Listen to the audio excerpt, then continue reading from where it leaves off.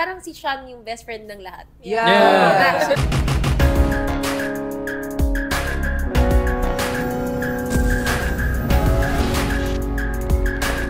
So, eto na nga, Clashers. So, alam naman natin na hindi nakapasok si Sean sa top 4.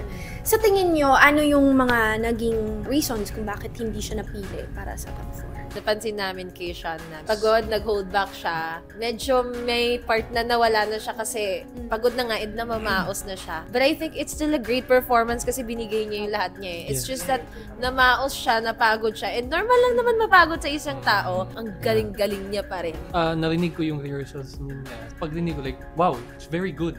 Pero like, mapapansin mo talaga na he's very fatigued. Kanina nga, like nakita namin ni GF, nangyari na nga Pagod siya. napagod talaga siya.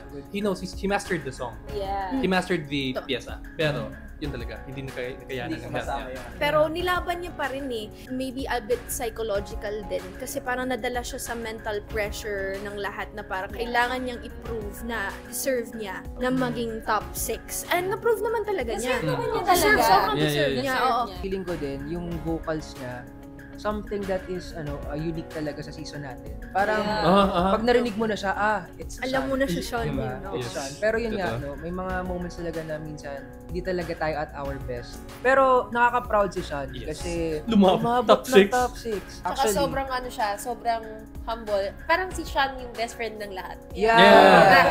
Parang walang bad blood kay Sean. Mr. Congeniality. Yeah. Yun lang Bigyan ng talaga. sash. Kaso yun na nga, hindi natin inaasahan na today ay double elimination. Oh my God. Wow.